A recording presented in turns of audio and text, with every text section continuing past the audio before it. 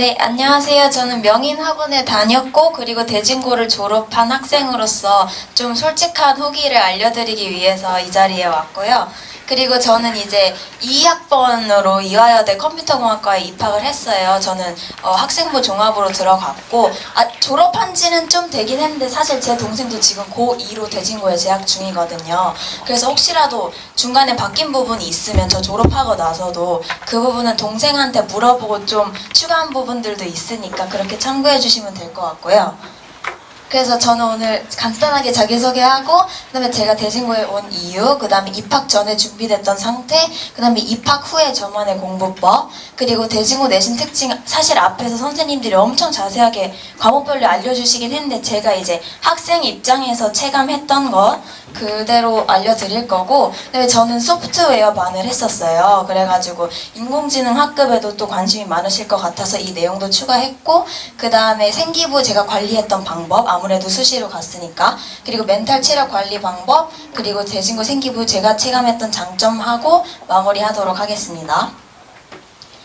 우선 저는 오마중학교를 졸업을 했고요. 쭉 여기 후곡 학원가 근처에 살았거든요.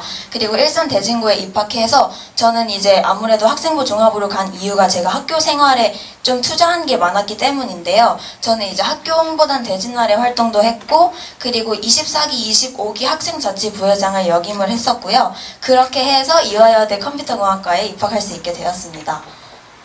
우선 제가 대진고에 오게 된 이유는 사실 저는 이제 중학교 3학년 때 한 2학기 조금 시작 전부터 국제고에 가볼까 하고 아주 늦은 시작으로 준비를 한번 했었는데 국제고 입시가 좀 결과가 안 좋게 나와가지고 이제 나는 이제 2지망에 써야 되는데 1지망이 국제고였거든요. 저는 같이 뽑는 그 시기에 입시를 했었어가지고 그럼 2지망에 될 수 있는 학교가 대진고랑 저연밖에 없었어요. 여학생이.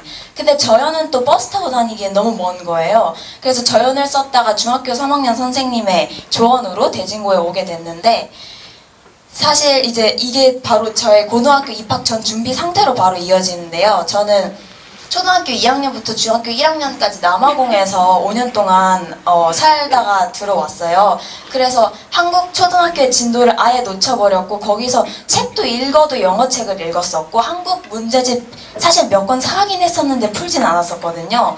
그래가지고 중학교 과정이 선행이 안 돼 있던 상태라서 중학교 1학년, 중학교 2학년, 3학년 그 매해 그냥 그 학년에 공부만 할 수 있던 상태였어요. 사실 그것도 따라가기 힘든 정도였고요. 그래서 고등학교 선행을 할 여유가 없어가지고 입학 전 준비 상태를 좀 과목별로 말씀드리고 싶은데 사실 저는 애초에 고등학교 선행을 중3 12월에 끝나고 처음 수학학원을 다녔고요. 그것도 수학만 시작을 했었어요. 그래가지고 혹시라도 저만큼 아니더라도 좀 불안하다, 나 대진고 입학해야 되는데 아직 많이 준비가 안 된 것 같다 하는 학생들도 벌써 좌절할 필요는 없다고 꼭 말을 해주고 싶었고요. 그리고 이제 저는 들어가서는 어떻게 공부를 했는지 좀 말씀을 드려볼게요. 가장 중요한 건 선택과 집중이었던 것 같거든요. 좀 상대적으로 준비가 부족한 상태였다 보니까 다른 학생들보다 시간이 없었어요. 그래서 저는 선택과 집중을 굉장히 잘 해야만 이겨낼 수 있는 입시였다고 생각을 하거든요. 그래서 저는 해야 할 일들의 우선순위를 잘 머릿속으로 나열하고 안 될 때는 또 연필로 적기도 했었어요. 그리고 현실적으로 가능한 양의 일을 정해서 내가 어느 정도까지 할 수 있겠다. 그리고 정한 범위에서 한정된 시간 내에 최대한 다양하게 접해보고 골고루 해결을 하려고 노력을 했어요. 이게 무슨 뜻이냐면요. 예를 들어 수학학원에서 진도를 확 빼고 문제를 그럼 B단계를 다 풀어와라, C단계까지 다 풀어와라 라고 했어요. 그러면 그 안에 이제 유형별로 예를 들어 유형 1번부터 20번까지 있다고 하면요. 학생들은 그리고 저희 동생도 무조건 숙제를 다 끝내야 된다는 그런 부담감 때문에 유형 1번부터 난이도별로 그냥 다 풀고 넘어가더라고요. 그러면 결국 유형 20번까지 못 가요. 시간 내에. 그럼 저는 난 지금 시간이 없고 그 다음에 선택과 집중을 해야 되니까 유형 1번부터 다 풀어서 유형 6번 정도까지밖에 가는 것보다 그냥 유형별로 한 문제씩 다 만나보자 이 마인드로 모든 유형의 고난도까지 못 가더라도 모든 유형을 골고루 만나봤거든요. 그래야 다음 수업을 들을 때 조금이라도 따라가는데 어려움이 없었거든요. 그래서 그런 전략을 써서 저는 선택과 집중을 했다고 꼭 말씀을 드리고 싶었고요. 이제 이제 대진고 내신의 특징, 이제 앞에서 선생님들이 아주 자세하게 말씀해 주셨지만 제가 학생 입장에서 느낀 바로 이제 설명을 드리자면, 국어는 거의 모든 문제에 외부 지문이 나왔었어요. 그래가지고 다양한 연관 작품까지 다 알고 있어야만 시험에서 당황을 안 하고 문제를 풀 수 있었거든요. 그래서 이제 저도 명인 국어에서 김정현 선생님과 박진선 선생님 수업을 들었었는데, 그때 모든 학교에서 찝어준 작품의 연관 하위 작품들에 대한 자료를 80개든 100개든 작품을 다 자료를 주셨어요. 그래서 그 작품들을 한 번씩이라도 읽어보고, 그리고 잠깐이라도 우리가 학교에서 배운 작품이랑 어떤 연관성, 어떤 대조점이 있지라고 한 번이라도 생각을 해보고 넘어가면 문제 만났을 때 당황을 하지 않고 풀 수 있었거든요. 그래서 그렇게 자료를, 엄청 연관된 자료를 많이 주신다는 게 정말 도움이 됐었고, 그리고 영어도 아까 많은 영어 선생님께서 말씀해 주셨지만 단어 변형이 정말 많은 문제를 냅니다, 대진고는.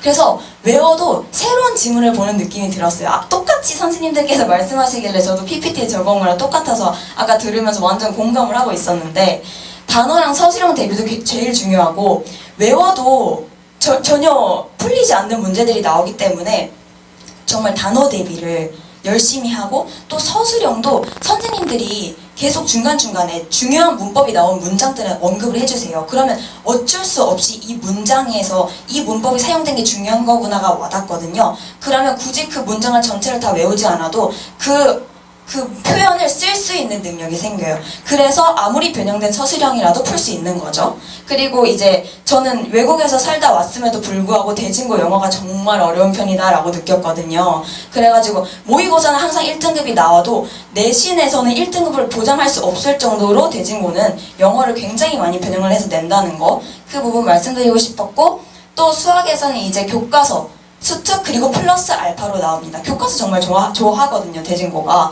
그래서 서술형이 또 10점 문항이 3개가 나와요. 그래서 30점이기 때문에 서술형을 절대 버릴 수가 없어요. 그래서 시간 분배가 정말 중요한데, 또 제일 멘탈이 나가기 쉬운 과목이 수학이다 보니까 이런 점이 가장 수학에서 내가 잡아야 되는 부분이다 라고 생각을 했었고, 이제 사회는 요점 정리 학습지를 충분히 숙지하고 선생님이 강조하거나 찝어주시는 문제들이 있거든요. 그래서 반드시 그것들을 표시해 놨었고, 그리고 과학도 이해해야 풀 수 있는 응용 문제가 많았어요. 그래서 수특, 수완 그거 다 풀어보고 다른 다양한 시중 문제집도 풀었었거든요. 그래서 헷갈리는 개념은 무조건 해결을 하고 시험을 봐야 됩니다. 헷갈리는 거 그대로 안고 가면 꼭 들리더라고요. 제 경험담입니다.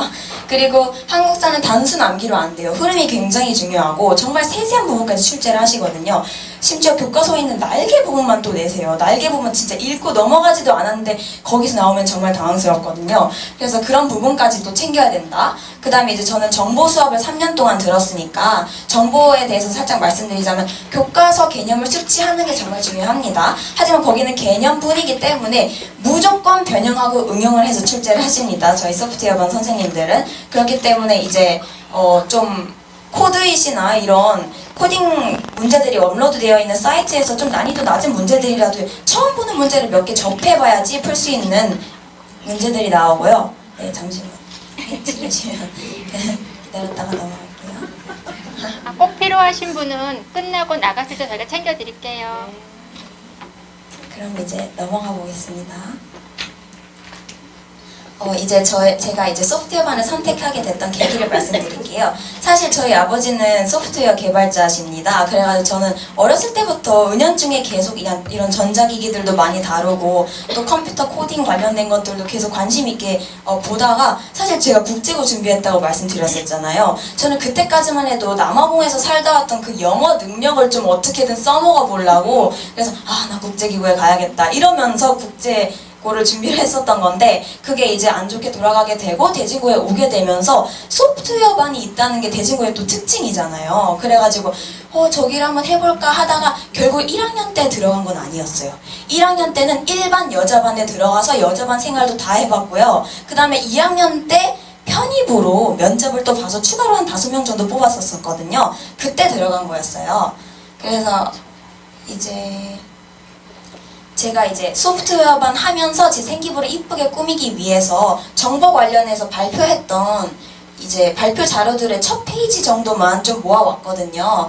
그래가지고 저는 이렇게 생기부를 점점 꾸며나가기 시작을 했어요. 고등학교 1학년 때부터 바로 진로를 이걸로 결정한 건 아니었지만 제가 이제 이쪽 길로 가야 되나 가야겠다라고 생각했을 때부터 발표를 조금씩 다 다르면서도 다 정보로 하나로 통일되게 발표를 했었고요. 그리고 이제 제가 그런 생기부를 관리했던 방법은 일단 최대한 빠른 진로 설정이 중요하다고 생각을 해요. 물론 저도 고1 때까지만 해도 완전 소프트웨어 길을 갈 줄은 몰랐지만 어쨌든 장기적으로 봤을 때는 방향성이 있는 생기부 스토리라인 설계가 중요하다. 제가 자소서 쓰면서 이것도 느꼈었거든요. 그리고 이제 세특에 기재될 내용을 학생이 좀 꼼꼼히 선생님들도 찾아다니고 내 생기부에 어떻게 적혀있나를 확인하면서 자기 생기부에 무슨 내용이 있는지를 잘 꿰고 있으면 나중에 저는 이제 자소서를 쓰는 학번이었었기 때문에 이게 좀 더 중요했던 것 같기도 하고요. 그리고 이 내용을 학생이 본인이 뭘 했는지를 다 축적을 해놔야 갈수록 깊이 있는 수행평가 발표 주제를 선정할 수가 있거든요. 선생님들은 꼭 이 주제 한 번 했다고 다시 나오는 걸 싫어하시지 않아요. 학년 올라가는데 과목이 똑같으면 그거를 좀 더 깊이 탐구해서 1학년 때는 제가 여기까지밖에 못했었는데 2학년이 돼서 이런 지식을 배워서 이런 것까지 더 파봤습니다 하면 사실 대학에서는 더 좋아하거든요. 그렇기 때문에 한 번 다뤘던 주제도 더 깊이 다룰 내용이 생기면 그렇게 다시 다뤄봐도 괜찮거든요. 그리고 공부에 방해가 되지 않는 선에서 또 교내 활동을 굉장히 활발하게 한번 해봤습니다. 그래서 제가 수시 전형에 따라서 좀 메리트를 많이 봤어요. 그래서 약간의 성적 커버도 가능하거든요. 대진고 활동이 워낙 좋은 게 많아가지고 그래서 이 부분도 기회가 된다면 열심히 참여해보셨으면 좋겠습니다. 그래서 최대한 빠른 진로 설정이 중요하다고 말씀드렸던 얘기가 제가 일부러 학년이 보이게 좀 스크랩을 해왔는데 1, 2, 3학년 내내 희망 분야가 똑같죠. 그래서 저는 계속 소프트웨어 개발자 이렇게 흐름이 보여요. 너무 막 찍먹을 해도 막 안 좋은 건 아니에요. 왜냐면 요즘엔 또 융합형 인재를 또 보기 때문에 다양한 부분을 다 다룰 수 있는 것도 좋다라고 보는데 저의 생기부는 이랬다. 소프트웨어로 좀 밀고 가는 느낌이 있었다라는 걸 좀 말씀드리고 싶었고요. 그 다음에 이제 저는 지금 제가 노트북이 중간에 한번 바뀌어가지고 1, 2학년 자료는 없는데 저는 3학년 것만 해도 했던 거에 쭉 모아져 있거든요. 파일이 뭐 화작 시간에 냈던 거, 국어 시간에 냈던 거, 진로 시간에 냈던 거. 쌤들이 또 3학년 때는 또 원하는 세특을 적어오라고도 말씀을 하세요. 1, 2학년 때까지는 직접 적어주시다가 나중에는 너가 적고 싶은 대로 좀 적어오면 쌤이 수정해서 그대로 넣어줄게 이렇게 하신단 말이에요. 그래서 제가 직접 적어갔던 것도 있었고요. 이런 걸 모아놓으면 굉장히 나중에 유용하게 쓸 수 있어요. 그래서 저는 결국 졸업하고 나서 대진고 행정실 한번 방문해가지고 제 생기부를 딱 떼왔거든요. 저도 소장을 좀 하고 싶어서 또 이렇게 해왔기 때문에 또 학부모님들한테 제 생기부를 좀 보여드릴 수 있게 됐는데 이제 세특에 제가 적혔던 내용 좀 간략하게 좀 보여드릴게요. 지금 매개 변수를 나타낸 함수의 미분법을 이용해서 또 컴퓨터 그래픽 자료 속에서 컴퓨터도 언급되고 그 과목의 특성도 언급되고 비용 함수의 최소화를 미분의 개념을 이용하여 알아보는 지금 오타가 보이시나요? 그쵸? 머신러닝을 런닝머신이라고 적으셨어요. 아니 어떡해요. 간신히 찾아가지고 고쳤단 말이에요. 이렇기 때문에 꼭 세특을 확인을 하셔야 되는 거예요. 정말 황당한 오타가 있을 수 있거든요. 물론 이건 저의 잘못은 아니죠. 왜냐면 제가 생기부를 적은 게 아니니까. 대학도 이해를 하겠지만 그래서 이런 오타도 없으면 더 완벽한 생기부가 되니까요.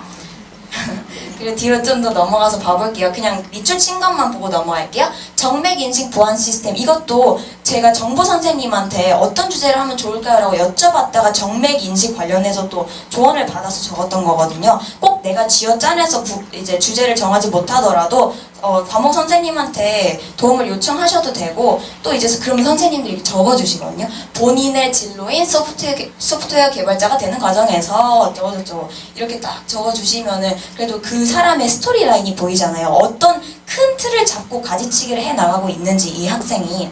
그리고 IT 분야를 지망하는 학생으로서 빠르게 변화하는 소프트웨어 기술과 어떤 거에 관심이 있고 쭉 제가 발표 시간에도 계속 말했던 것들을 적어주시고요. 이제 BCI도 사실 선생님들께 조언을 받아서 했던 거였어요. 사실 이 부분에 관심 있어 하는 저희 학급 친구가 또 있었거든요. 그래서 뇌인지 과학과 그 관련해서도 제가 찾아보면서 좀 다양한 발표를 하려고 또 노력을 했어요. 그래서 로봇도 나오고요. 이제 좀 행동 특성 및 종합 의견, 이게 생기부 맨 마지막 페이지에 나오는 거잖아요. 이거는 담임 선생님들이 주로 적어주시는데요. 보시면 제가 1학년 2학기, 이제 대진고는 학생회가 2학기부터 1학기로 이어지거든요. 그래서 1학년 2학기부터 2학년 1학기까지 24기 학생회 활동을 제가 부회장으로 했었고요. 그 다음에 또 1학기 때는 학급 회장을 했었어요. 그냥 반장 말하는 거죠. 그 다음에 또래 학습도 사실 뭐 하는 건지 모르고 신청했다가 꽤나 도움을 많이 받았던 건데, 친구랑 방과 후에 둘이 남아가지고 서로 모르는 과목에 대해서 조언해주고 또 받고 또 필기도 같이 해보고 필기 노트도 만들고 그런 결과물이 또 나왔어요. 그래서 이거 하면서 굉장히 도움도 많이 받았고 이렇게 적히니까 더 좋더라고요. 그리고 또 2학년 때도 제가 25기 학생자치 부회장을 했었거든요. 그건 또 2학년 2학기부터 3학년 1학기까지 했었어요. 그래서 그거 학생회와 학교 홍보단을 겸하면서, 그리고 이거는 선생님들만 써주실 수 있는 부분이라 사실 학생이 건들 수는 없어요. 그래서 좀 학교 생활을 열심히 하고 선생님들한테 인사 잘 드리고 좀 이제 교무실을 많이 들락날락 하면 선생님들이 정말 이쁘게 봐주시거든요. 그래가지고 이렇게 행동특성에 다 적어주신 덕분에 저도 이제 또 저의 맞는 전형을 찾아서 수시로 갈 수 있었던 것이고요. 그래서 부회장으로서 또 리더십을, 그리고 학문적 호기심을 이라고 적혀있는데, 또 여기 이 리더십이 굉장히 저한테 도움이 많이 됐던 게, 저는 이화여대 미래인재 전형으로 수시를 썼어요. 그러면 굉장히 여성 리더십을 많이 보는 전형이란 말이에요. 그래서 이렇게 내 생기부에 나와 있는 키워드랑 그 학교마다 보는 인재상과 학교가 요구하는 사항들이 있잖아요. 그거랑 맞춰서 학교별로도 또 전형이 다양하니까 그런 전략도 세우실 수 있을 것 같고요. 그 다음에 고등학교 입시는 정말 멘탈 싸움이라고 생각을 해요. 3년 동안 해야 되잖아요. 저희 동생도 아직 입시가 2년이 남아있는데요. 그래서 저희 가족 모두가 멘탈 싸움을 하고 있어요. 그래서 객관적인 본인 파악이 정말 중요하다고 저는 지금도 그리고 과거에도 느꼈었고요. 한정된 시간 동안 최대의 효율을 내기 위해서 저는 이제 초등학교, 중학교 때 했던 베이스가 좀 다른 학생들보다 많이 늦었고 부족했다 보니 좀 더 시간을 효율적으로 썼어야 했고요. 그리고 스스로의 멘탈 관리 매뉴얼을 적어보는 게 굉장히 저한테 도움이 됐었어요. 만약에 내가 수학 시험 때 이렇게 해서 떨렸어. 만약에 모르는 문제를 만났어. 그럼 난 어떻게 할 거지? 라고 생각을 해서 그 당시에는 그런 생각이 안 나니까 미리 적어보는 거였어요. 뒤에 예시도 한번 보여드릴게요. 그 다음에 제일 중요한 것은 남과 비교하며 조급해하지 않기. 이게 정말 중요했던 것 같고요. 이제 이게 제가 과외하는 학생의 시험을 앞두고 적어줬던 거였어요. 그래서 이제 마음가짐을 어떻게 해야 될지, 뭘 주의해야 될지 이거를 한 페이지로 딱 정리해서 학생한테 줬었는데, 예를 들어 어려운 문제를 만나도 당황하지 말자. 나뿐만 아니라 모두에게 어려울 거다. 당장 풀리지 않으면 다음 문제로 넘어가자. 시간 분배를 잘 하자. 그다음에 이런 상황이 다 되면 난 어떻게 해야 되겠다. 이런 거를 다 적어줘서 시험 전부터 하루에 한 번 정도, 아니면 벽에 묻혀놓고 그냥 머리 말리면서 한 번씩 보던가, 아니면 시험 딱 들어가기 전에 내가 잊지 않게 이거 한 번만 쫙 읽고 들어가라 했는데, 또 과외 학생이 기특하게 그 이후로 100점을 3번이나 받아왔어요. 그래서 아주 뿌듯하더라고요. 그래서 이렇게 한번 정리해보는 것도 나중에 대비할 나의 멘탈이 털릴 수 있는 그 상황에서 나는 어떻게 대책을 세워서 해야겠다라고 할 때 좋았었고요. 그 다음에 이제 체력 관리 방법은, 저는 고2 때 헬스장을 조금 다녔었고요. 이제 엄마랑 나눠 쓴 PT권이 있어가지고 그 PT도 조금 받았었어요. 그래서 그것 때문에 체력도 꽤나 많이 올랐었던 것 같고요, 그때. 그리고 아버지가 밤마다 영양제를 정말 한 5-6개씩 챙겨주셨어요. 그 당시엔 정말 먹기 싫었는데 그거 덕분에 버틴 게 아닐까 하는 생각도 지금 와서는 들더라고요. 그래서 이제 끝으로 대진고의 장점은, 이제 선생님들이 정말 세특을 성심껏 챙겨주세요. 다른 주변 학교들보다 진짜 대진고가 제일 세특을 잘 적어주시고요. 그리고 분반이라서, 사실 저는 입학할 때 분반이면 아니 복도 중간에 철문이 있다더라, 남자 여자가 그렇게 분리된다더라, 저는 그런 소문을 듣고 들어갔었는데, 사실 동아리에서도 다 만나고 어차피 이동 수업 하면은 다 남녀 합반이에요. 그래서 소프트웨어반만 남녀 합반인 게 아니라 사실 이동 수업 하게 되면 2, 3학년부터는 계속 합반이 되기 때문에 분반이면 자기 반에 있을 때는 정말 편해요. 그래서 그런 장점이 다른 학교보다 훨씬 있지 않을까 싶었어요. 신경 쓸 게 훨씬 없고요. 화장도 진짜 학기 초에만 해요. 엄청 신경 쓰고 가다가 나중에 그냥 치마도 다 오금쟁이까지 오고요. 그리고 그냥 앞바다리 해도 사실 치마가 다 덮어줘도 상관없고요. 그런 게 너무 편했어요.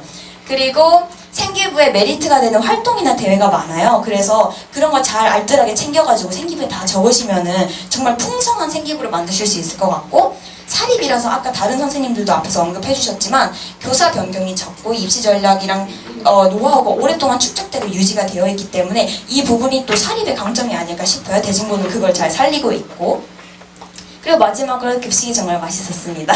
저희는 막 그 수업이 조금 일찍 끝내주시면 교실 뒤에 서가지고 종치기만을 기다리다가 종이 딱 치면 문 열고 달려나가서 계단에 가면 하이에나가 달려가는 소리가 들릴 정도로 우두두두두 하면서 교식실로 달려갔었거든요. 그래서 정말 급식이 정말 맛있습니다. 이 부분 정말 큰 힘이 됐어요. 3년 동안. 매점도 있고요.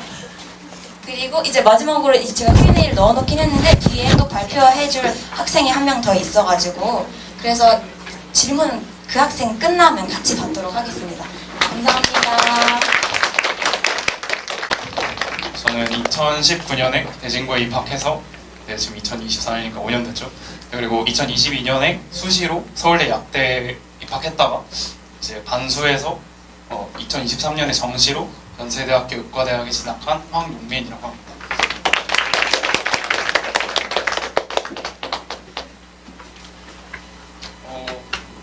앞에 친구가 말을 너무 일목요연하고 되게 장황하게 잘 얘기를 해서 상당히 부담스러운데 저는 살짝 두서없이 말하는 그런 타 사람들과 다르지 않기 때문에 그 점 감안하고 들어주시면 감사하겠습니다. 네, 우선 저 같은 경우 졸업할 때 대신이 1.43이었어서 이제 총 전교 3등으로 졸업을 했고 현역대 수능은 현역대 수능을 잘 봤으면 정시로 그때 의대를 갔을 것 같은데 현역대 수능은 아마 국어 2등급, 수학 만점, 영어 1등급, 물리학원 만점, 화학원이 3등급이라서 이제 정시보다는 수시가 좀 더 나은 그런 결과를 낼 수 있을 것 같아서 수시로 서울대 약대를 입학을 했고 이제 반수를 하고는 이제 전 과목에서 한 문제 틀려서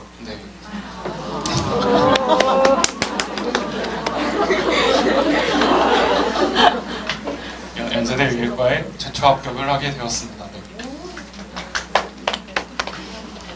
자랑스러운 선배님. 지금 보면 3년 내내 높은 내신 점수를 유지할 수 있었던 나만의 공부법 이렇게 나와 있는데 물론 높은 점수긴 하지만 항상 모든 걸 1등급을 받았던 건 아니고 2등급도 있었고 3등급도 있었단 말이에요. 그래서 그런 점 감안하고 들어주시면 감사하겠습니다. 우선 과목별 저는 일단 이걸 말씀드리기 전에 이제 영재고를 준비를 했었어요. 그래서 중학교 2학년 때부터 본격적으로 준비를 시작을 해서 중학교 3학년 여름방학 때까지 이제 영어랑 국어랑은 담을 쌓고 매일매일 수학 과학학원에 다녔었단 말이죠. 그래서 이제 저 같은 경우에는 고등학교에 입학할 당시에 타 학생들에 비해서 국어랑 영어 실력이 월등히 낮은 그런 상태로 입학을 했어요. 네. 하지만 이제 수학과 과학은 다른 친구들보다는 나름 조금 잘하는 상태로 입학을 했었죠. 네. 네. 영재고는 떨어졌고요. 네.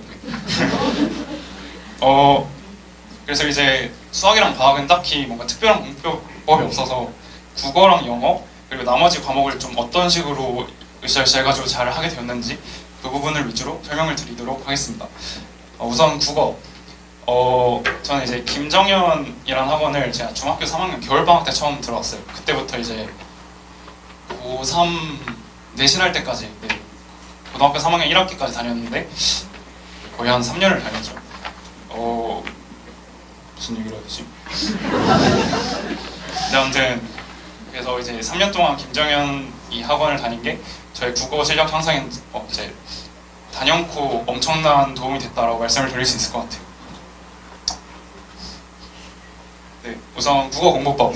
네, 우선 이제 대진고 내신 국어에서는 비문학이 거의 안 나오고 주로 문학이랑 문법 문제가 나오게 돼요. 그리고 비문학은 이제 3학년 1학기 때 살짝 나오는데 그건 지금 뭐 필요 없잖아요. 그래서 문학이랑 문법 위주로 말씀을 좀 드리자면 우선 문학. 그냥 제가 어떻게 했는지 좀 여기 써져 있진 않은데 원래 이렇게 PPT를 만들라는 말이 없었더라고요. 그래서 일단 제가 써왔습니다. 천천히 말씀드릴게요. 자, 우선 첫 번째 문학 작품이 만약에 운문이면 5회독 이상을 했고 3문이면 3회독 이상을 했어요. 왜냐면 어쨌든 내신이다 보니까 어느 정도의 암기가 바탕이 되어야 하기 때문에 이런 식으로 좀 높은 회독수를 가져가야지 이해라던가 암기라던가 이런 게 잘 될 거라고 생각을 해서 이렇게 했고 저희 두 번째로 전 이게 핵심이라고 생각을 해요. 작품의 핵심 소재 혹은 특정 문장이 가진 의미를 모두 정리를 해서 암기를 했어요. 네. 근데 이제 이렇게만 말하면 너무 추상적이긴 한데 딱히 예시 드릴 게 없어서 그냥 일단 여기까지 설명할게요. 그 김정현 쌤께서 근데 이걸 되게 잘 짚어 주셨던 것 같아요. 이게 사실 학교에서 배울 때는 뭔가 선생님들께서 뭐 이런 거 중요하다, 뭐 이런 거 중요하다 물론 말씀을 하시지만 모든 학생이라기보다는 제가 이제 모든 시간에 집중을 하진 않았단 말이죠. 자기도 하고 뭐 졸기도 하고 그랬는데 이제 여기에 오면 김정현 쌤이 학교 선생님께서 말씀해 주시지 않은 부분까지도 이건 이런 식으로 나올 수 있을 거다, 아니면 이건 이래서 중요하다, 그리고 이 문장은 이래서 특히 중요하고 이런 식으로 해석을 할 수가 있다. 되게 살짝 추상적이긴 하지만 네, 되게 핵심적인 요소들을 되게 잘 뽑아서 알려주셨었어요. 그리고 이게 뭐 이래서 중요하다 뿐만 아니라 이거는 이런 식으로 나올 수도 있다. 그리고 이것과 비슷한 아니면 관련된 뭐 여러 시들 이런 것들도 되게 예시들 많이 들어주면서 자, 이 시랑은 이렇게 연관지어서 나올 수 있다. 이 소설이랑은 뭐 이 소재와 연결지어서 나올 수 있다. 뭐 이런 식으로 되게 구체적으로 알려주셨던 기억이 있어서 네, 정말 좋았던 것 같아요. 네, 그렇고 네, 그리고 이제 지금까지 말씀드렸던 게 나름 핵심이라면 이제 내신은 사실 굵직한 것만 가져간다고 해서 잘 할 수 있는 게 아니란 말이죠. 사실 좀 부차적인 것도 좀 봐야 되기 때문에 부차적인 것 첫 번째가 서술상의 특징, 그리고 작품의 분위기. 근데 지금 느끼는 건데 서술상의 특징은 아까 말씀드렸던 좀 중요한 부분에 들어가야 할 것 같긴 해요. 네, 서술상의 특징, 작품의 분위기, 이 문학 작품을 만든 작가의 배경, 그리고 이 작품이 쓰여진 시대상, 이런 것까지 되게 부차적인 요소들까지 제가 공부를 해서, 근데 이건 이제 암기까지는 아니고 그냥 이런 정도가 있구나 하면서 이제 살짝 머릿속에 바른 느낌으로 공부를 했던 것 같아요. 그리고 마지막으로 이제 김정현 선생님께서는 김정현 선생님은 아니고 그냥 여기 학원에서 문제를 진짜 많이 주더라고요. 얼마나 많이 줬냐면 어떻게 표현해야지? 책으로 따지면 시험 한 번 끝나고 나면 이공부 사이 아무튼 되게 문제를 많이 주시더라고요. 그래서 근데 이제 저랑 같이 학원을 다니던 친구들은 문제 너무 많은 거 아니냐, 너무 지역적인 거 아니냐, 이런 것까지 해야 되냐 라면서 많이들 되게 안 풀었던 걸로 기억을 해요. 근데 이제 전 이때 당시 그걸 잘 못하니까 그런가? 그래도 나 못하니까 해야지 하면서 이제 시간이 정말 오래 걸리긴 했지만 거의 다 풀었던 걸로 기억을 해요. 물론 문제들의 퀄이 모든 문제가 다 좋지는 않았어요. 하지만 그렇게 퀄이 좋지 않은 문제를 풀면서 살짝 도움이 됐던 게 일단 첫 번째로 제가 아는 것을 정리할 수가 있었어요. 이건 뭐 당연한 거니까 넘어가고, 그리고 두 번째로 헷갈리는 부분들이 꽤 많이 생기더라고요. 전 분명 다 알고 있다고 생각을 했는데 문제를 풀면 풀수록 난 왜 이걸 모르지 싶은 것들이 계속 생기더라고요. 그래서 이거를 이제 중수들은 이제 학원 선생님들한테 질문하지만 저는 나름의 고수였기 때문에 학교 선생님한테 질문을 했어요. 왜냐면 어쨌든 문제를 내는 건 학교 선생님이기 때문에 그 문제 정오의 판단 근거도 이제 선생님이 갖고 있기 때문에 이제 물론 학원 쌤한테도 물어봤지만 주로 학교 쌤한테 수업 끝나면 바로 달려와서 쉬는 시간 끝날 때까지 붙잡고 있기도 했고 이런 경험이 되게 많았던 것 같아요. 그럼 이제 바로 그런 부분이 보완이 되고 실력도 올라오고 좋더라고요. 그래서 문학은 대충 이 정도로 하면 될 것 같고, 네, 문법. 네, 문법은 제가 기억하기로 고등학교 1학년 때 문법을 배우는 걸로 기억을 하거든요. 중세 국어 해가지고 막 나란 말싸미, 균비기다 이런 걸 하더라고요.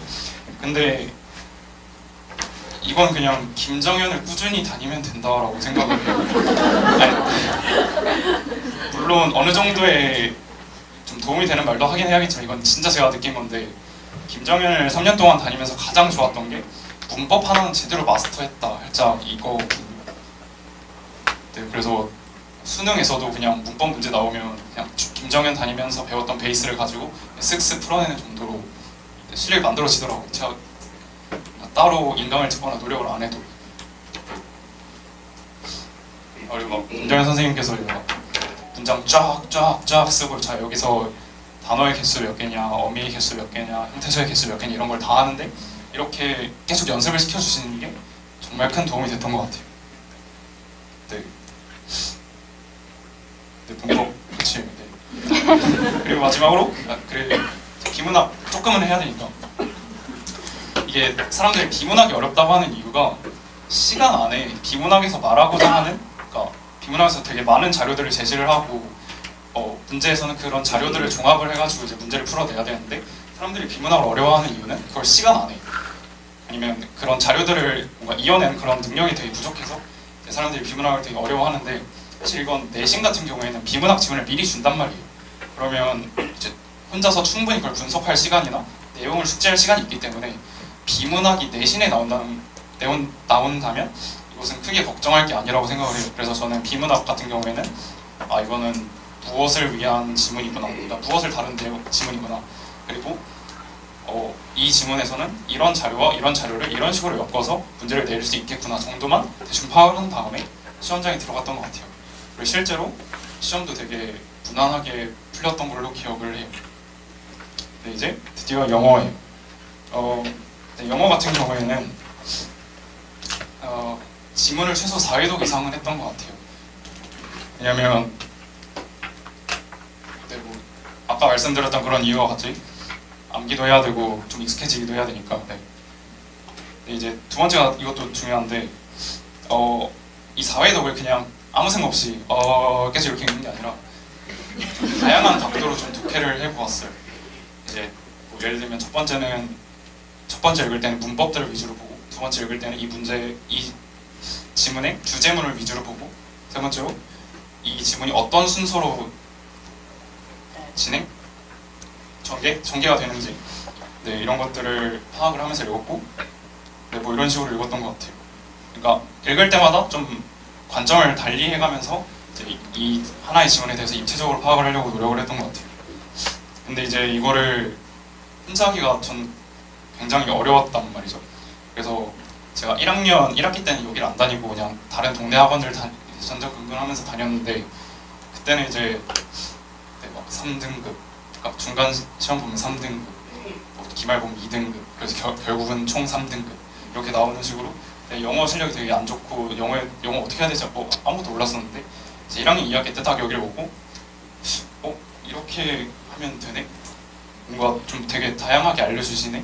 되게 중요한 걸 알려주시네? 라는 생각이 솔직히 말하면 2학년 때 들긴 했지만, 네, 그러니까 돌이켜보면 1학년 2학기 때도 그런 식으로 되게 잘 설명을 해줬던 걸로 기억을 해요. 그래서 정말 후회하는 게 1학년 1학기 때부터 여기를 다니지 않았던 거.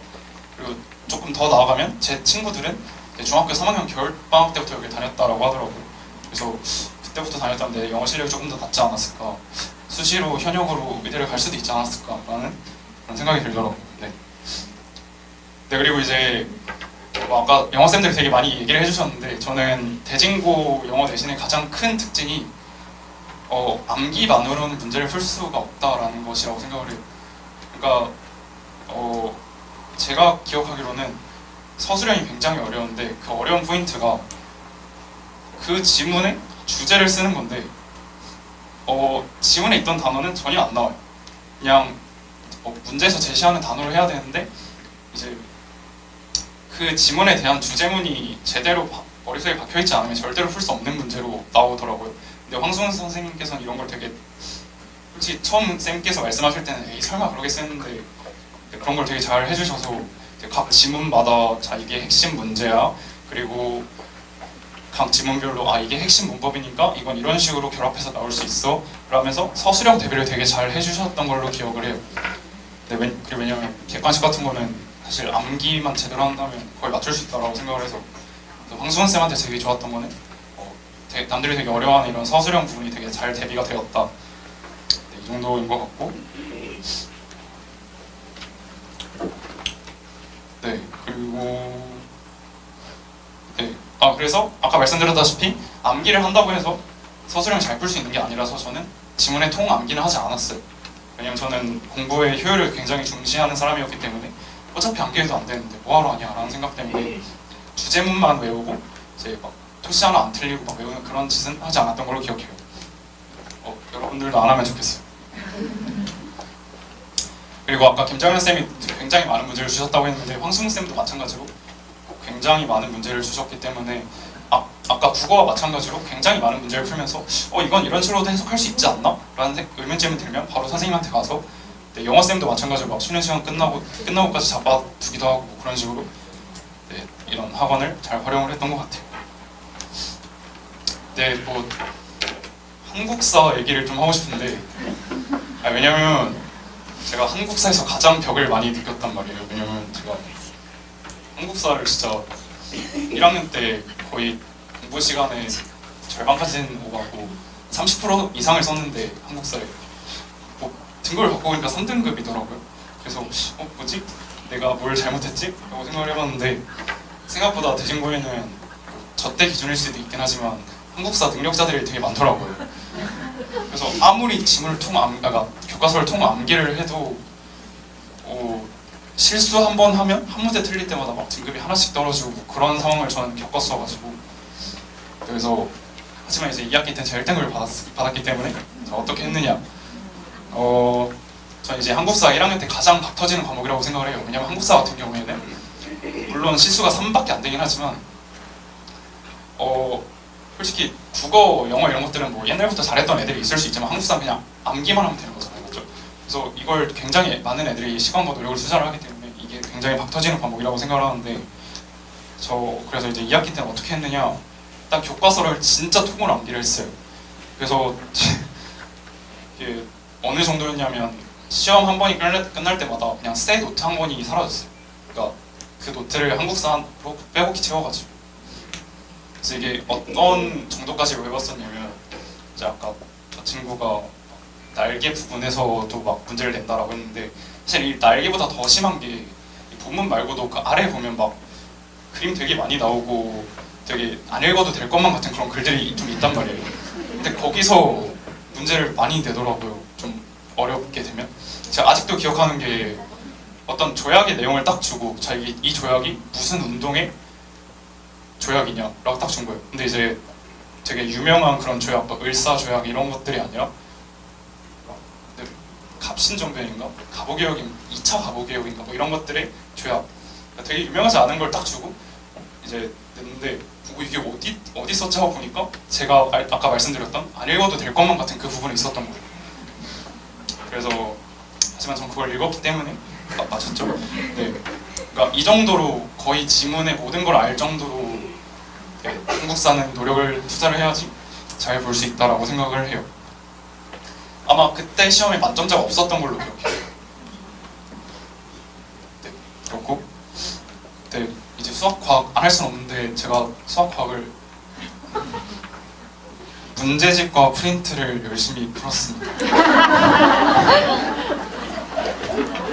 네, 수학은 진짜 문제집이랑 프린트만 풀었는데 이제 과학 같은 경우에는 통합 과학도 생각보다 암기할 게 많더라고요. 이제 과학하면 뭐지 원리를 기반으로 한 아니면 공식을 기반으로 한 뭐 좀 수학적인 과정을 거쳐서 답을 유도해내는 보통 이런 걸 생각하는데 네, 통합 과학에는 뭐 한국사 마냥 진짜 암기해야 할 요소들도 굉장히 많이 있더라고요. 그래서 네, 그 부분들까지 거의 한국사 외우듯이 하지만 한국사보단 덜 이제 교과서를 외우는 방식을 좀 선택을 했던 것 같아요. 상당히 마음에 들지 않았어요. 네, 이게 저희 과목별 공부법입니다. 이게 대신 얘기를 좀 하는 거라서 수능 얘기는 따로 하지 않았어요. 네, 고1 첫 시험 저는 어떻게 했냐면 국어 같은 경우에는 아까 말씀드렸던 방법 그대로 했고 왜냐면 고등학교 올라오기 전부터 김정현 학원을 다녔기 때문에 그리고 이제 영어 같은 경우에는 이제 아까 말씀드렸다시피 저는 1학년 1학기 때 그냥 동네 학원을 전전긍긍했어요. 그래서 그냥 학원에서 하라는 대로 자 이거 풀어와 그럼 네 하고 자 이거 외워 하면 네 하는데 이렇게 해서는 뭔가 딱히 다른 아이들과 차별화된 그런 실력을 갖기가 어렵더라고요. 그래서 그 고1 첫 시험 얘기하는 거니까 네, 전 그렇게 했었고 근데 수학은 저는 이때 이제 자만심이 하늘을 찔러 있던 시기였어요. 그래서 그냥 교과서랑 프린트만 딱 풀고 들어갔어요. 네, 그렇고 과학은 네, 과학도 마찬가지로 자만심이 하늘을 찔러 있던 시기라서 네, 이때도 교과서랑 프린트를 네, 주로 읽었던 것 같아요. 근데 제가 이런 말씀을 드린 이유가 제가 2학기 때 과학이랑 수학을 2등급을 받아가지고 네. 그래서 네, 좋습니다. 그리고 한국사 네, 한국사는 아까 말씀드렸던 대로 이제 막 통으로 외우고 그랬는데 제가 잘 못했었나 봐요. 그래서 3등급이 나오더라고요. 또 뭐였지? 네, 통합사회 이것도 말 비쌀 것 같은데 이것도 그냥 문제집 풀고 교과서 외우고 그냥 프린트 풀고 했는데 이제 너는 몇 등급을 받았냐 하면 저는 이제 3등? 2등급? 3등급? 그쯤 받았었는데 그래서 이건 뭔가 제가 자랑할 만한 그런 공부법이 아닌 것 같아서 고1 첫 시험이니까 이 정도로 넘어갈 수 있을 것 같아요. 영어 그때 말씀드렸죠. 아 네. 저만의 멘탈 관리법. 우선 저는 중학교 3학년 여름방학 때 남들보다 먼저 엄청난 뭐라 그러죠? 불합격? 큰 아픔을 맛봤기 때문에 이제 고등학교 올라와서 뭐 시험을 망친다거나 하는 것이 크게 물론 많이 아프긴 했지만 엄청나게 크게 제 멘탈적으로 흔들리지 않았어요. 하지만 이제 공부를 하다 보면 너무 하기 싫잖아요. 그럼 이제 그럴 때마다 저는 어떻게 생각을 했느냐? 제 고등학교 친구들을 보지 않고 영재고를 간 저와 같이 준비를 했던 애들을 생각을 했어요. 너가 지금 일반 고등학교 수준의 공부를 하고 있는데, 그러니까 이것마저 힘들어하면 막 대학 과정에 공부를 하고 있는 얘네들은 뭐가 되냐? 너는 그들과 함께했던 친구가 아니냐? 뭐 이런 식으로 저를 몰아붙이면서 나는 힘들 자격이 없다 살짝 이런 식으로 생각을 했던 것 같아요. 네, 그리고 뭐 정말 힘들면 그냥 공부하다가 집 가서 자고 뭐 그랬던 것 같아요. 네, 체력 관리법. 아까 친구는 막 헬스를 했다고 그랬는데 저는 딱히 그런 거 없었고 그냥 점심시간 애들 축구하면 나가서 축구하고 체육시간 애들 축구하면 축구하고 농구는 안 했었어요. 네. 거의 축구만 했었던 것 같아요. 그리고 이제 이따가 생기부 얘기 말씀드릴 거긴 한데 생기부 막 준비하고 이런 시즌이 되면 잠이 되게 부족해지는 시기가 온단 말이에요. 그러면 저는 이런 잠을 수업 시간 때 이제 메꾸는 방식을 택해서 이제 잠으로 인한 체력 저하를 막았던 것 같아요. 왜냐면 생각보다 학기 초에는 애들이 안 자는데 갈수록 애들이 많이 자더라고요. 그래서 저도 거기에 살짝 동참을 해서 묻어가는 식으로 체력 보충을 좀 했던 것 같아요. 네, 진로는 언제 결정을 했느냐? 저는 사실 고등학교 입학할 당시에 아무런 꿈이 없었어요. 그냥 막연하게 이재용? 멋있어 보이네? CEO? 멋있어 보이네? 해서 저는 그냥 CEO가 되고 싶었어요. 그냥 막연하게 아무도 모르고. 그래서 고등학교 1학년 때는 딱히 아무것도 하지 않았어요. 근데 하지만 생기부는 좀 열심히 했어요. 뭘 했느냐? 그래도 내가 꿈이 없다고 해서 이제 그 꿈과 그러니까 꿈이 있으면 그 꿈과 관련된 걸로 이제 생기부를 채우면 좋은데 전 꿈이 없었잖아요. 그래서 어떻게 해야 되지 하는데 이제 주변에서 그러면 각 과목별로 좀 심화해서 공부를 하면 서울대가 이걸 좋게 봐준대. 그래서 아 그래? 그래서 저는 이제 각 과목별로 되게 학문적으로 좀 깊게 연구하는 방식을 좀 택했던 것 같아요. 예를 들면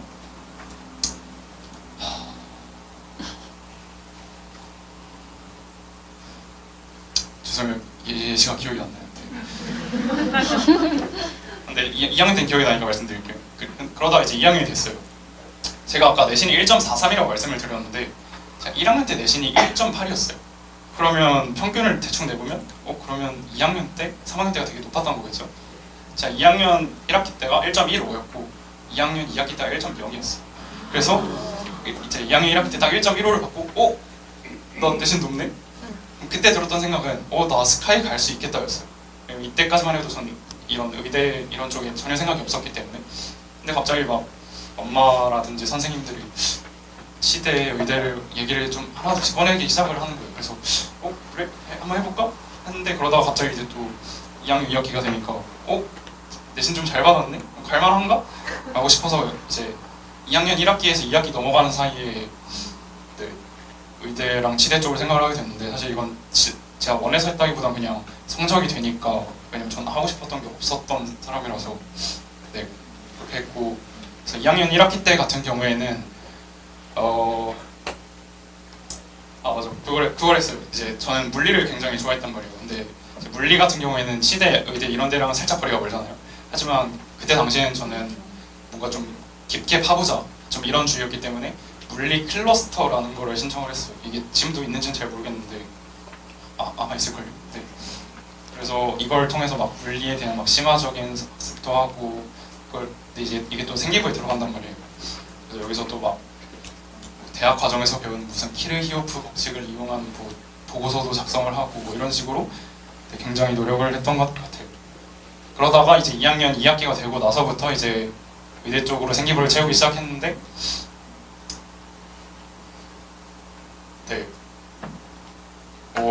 무슨 예시가였지? 네, 이것도 기억이 안 나서 3학년 때 건 진짜 기억이 나니까 이거 말씀드릴게요. 3학년 때는 뭘 했냐면 이제 다들 그런 얘기를 하잖아요. 학생부 종합으로 가기 위해서는 생기부에 나름의 스토리가 있어야 되고 1, 2, 3학년 갈수록 점차 심화가 되어야 한다. 그래서 저는 2학기 때는 나름 시대적으로 좀 했던 것 같아요. 기억이 났어요. 생명과학 시간에 치아 세포를 가지고 어떤 발표를 했었는데 딱 이 정도만 기억이 나는 것 같아요. 근데 어쨌든 그리고 이제 3학년 때 무엇을 했냐면 이제 전 1, 2학년 때 의대 쪽에 대해서 뭔가 쌓아놓은 게 없었단 말이에요. 그래서 그냥 아예 그냥 생으로 어려운 걸 바로 해버리자라는 생각을 가지고 이렇게 하는 게 맞았는지 저는 잘 모르겠는데 막 캠벨 같은 대학 원서들을 어떻게 구해가지고 이제 또 꿈도 구체화하면 좋다는 거예요. 그래서 그때 당시에 제가 코로나 세대라서 코로나? 면역? 그럼 면역으로 좀 가보자. 그러면 이제 의학 중에서도 면역 하나 꼽아서 이제 캠벨을 펼쳐서 이제 면역학 쪽으로 들어가요. 그럼 이제 보면 무슨 말인지 하나도 모른단 말이에요. 하지만 그래도 뭔가 좀 이해될 만한 거 용어 하나 딱 집어서 걔를 하나를 가지고 보고서를 만들어요. 아니면 발표를 해요. 그러면 이거를 이제 막 국어 시간에도 녹여내고 생명과학 시간에도 녹여내고 화학 시간에도 녹여내고 심지어는 기하 시간에도 녹여내는 식으로 뭔가 최대한 여러 과목들과 연결하려는 노력을 했던 것 같아요. 막 화학 2 시간에는 막 PEI G5랑 복합체를 이용한 무슨 금 나노 입자 거식 이런 것들도 했었는데 지금 생각하면 전 전혀 이해 못하겠는데 그래도 생명과학 2 시간에 제가 막 면역 항암제 이런 거에 막 꽂혀가지고 막 톨 유사 수용체를 이용한 뭐시기 하면서 막 보고서 작성하고 발표하고 이런 걸 되게 많이 했는데 제가 대학교에 올라와서 보니까 그 고급 생물학 시간에 배우는 거더라고요. 그래서 이걸 이렇게 하는 게 맞았나 싶었지만 그래도 대학교생들 입장에서 되게 좋게 봐주셨을 거라고 믿고 이런 식으로 말씀을 드리고 그리고 이제 제 얘기보다 이제 나름의 꿀팁을 좀 드리고 싶은데 생각보다 책이나 논문이랑 연결하는 사람들이 별로 없는 것 같아요. 그러니까 살짝 그러니까 세특을 쓰는 거에도 세특을 쓰나요? 네, 세특을 쓸 때도 이제 나름의 스토리가 좀 중요하다고 생각을 해서 이거를 어쩌다 궁금하게 됐고 그러면 그것과 관련된 책을 찾아 읽고 그 책을 찾아 읽은 걸 바탕으로 어떠한 보고서나 PPT를 작성을 해서 발표를 했다. 그리고 그 이후에 거기서 얻은 새로운 의문점을 가지고 또 다른 수가 연구를 했다라는 식으로 하는 것이 이제 거의 정석이라고 대치동에서는 되게 만연해지고 있더라고요. 그래서 그런 식으로 했던 것 같아요. 또 책을 읽어야 되냐? 꼭 그렇지 않아요. 그냥 책 하나 펼쳐서 좀 있어 보이는 단어 있으면 그거 하나 가지고 이제 그 책을 읽었다라는 식으로 엮어서 하는 식으로 했던 것 같아요. 그리고 은근 그냥 논문 검색 사이트에다가 좀 키워드를 잡고 싶은 단어 하나만 딱 검색해도 논문이 되게 많이 나오거든요. 그럼 그중에 그냥 좀 있어 보이는 논문 하나 딱 들어간 다음에 이러이러한 논문을 읽고 그 제목을 써도 되는지 모르겠지만 뭐 이런 식으로 뭐 보고서를 쓰고 발표를 했다. 그리고 이후에 또 다른 연구를 했다. 이런 식으로 하면 되게 좋게 봐주는 것 같더라고요. 그리고 마지막으로 대진고가 뭐 생기부를 잘 써준다 이런 식의 말이 많은데 이거는 학생 하기 나름이에요. 그러니까 학생이 얼마나 자기가 준비를 해가고 선생님을 들들 볶는지에 따라서 퀄리티가 되게 달라진다라고 생각을 하거든요.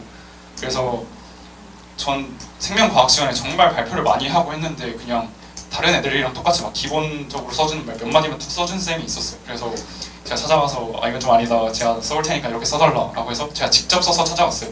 근데 아까 희저가 이제 뭐 3학년 때 그런 식으로 한다라고 했는데 저는 1학년 때부터 그랬던 것 같아요. 네, 그러니까 자기가 직접 발로 뛰는 게 중요하겠죠? 네. 네, 지나고 보니 대진고는 저에게 살짝 세옹지마 같은 학교였어요. 왜냐면 중학교 시절에 저 같은 경우에는 영재가 전부였단 말이죠. 근데 저의 전부였던 게 이제 사라지니까 뭔가 정말 슬프고 그랬는데 뭐 지금 생각해보면 그때 영재고를 갔다면 아마 여기까지 못 오지 않았을까라는 생각이 들고 대진고에서 굉장히 좋은 친구들도 많이 만나고 좀 많이 성숙했다라고 생각을 하기 때문에 이게 나름 성숙한 거예요. 네. 네, 대진고는 저에게 좀 좋았던 학교인 것 같아요. 그리고 뭐 후배들한테 하고 싶은 말이고 제가 좀 현실적인 얘기를 좀 해주고 싶은데 뭐 열심히 해라, 후회를 남기지 말자 이런 얘기는 다들 할 수 있는 말이니까 현실적인 얘기를 하자면 대진고가 생기부를 막 잘 써준다 이런 거는 상위 몇 명한테만 해당되는 말이에요. 그러니까 일례로 뭐가 있냐면 굉장히 수업에 열심히 참여하고 선생님이랑 되게 사이가 좋았던 친구가 있는데 그 친구는 그렇게 성적대가 높지 않았어요. 근데 반대로 뭔가 수업 시간에 굉장히 조용하고 그냥 딱히 뭔가를 안 하는 친구인데 이제 성적이 높았던 친구가 있어요.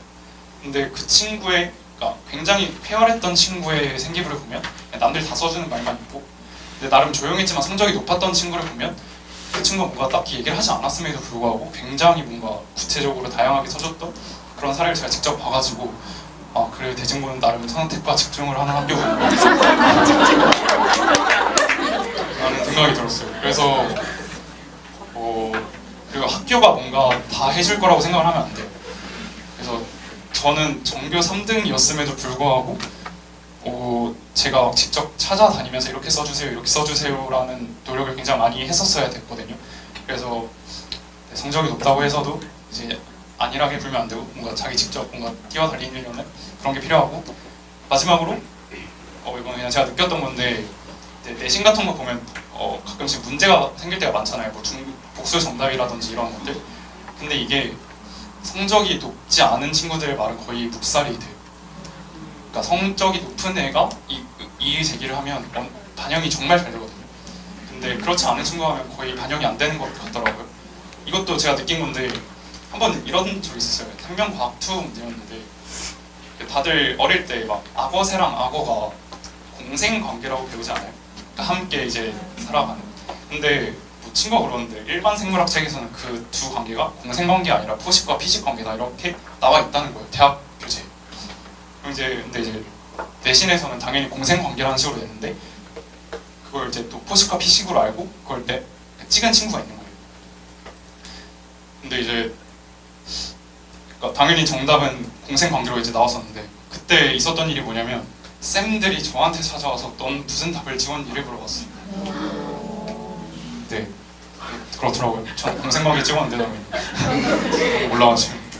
네, 아무튼 이렇게 대진고는 생기부가 좋은 학교다라는 이런 휘황찬란한 말에 감춰진 이면이 꽤 많으니까 그거를 알아두면 좋을 것 같아요. 이상입니다.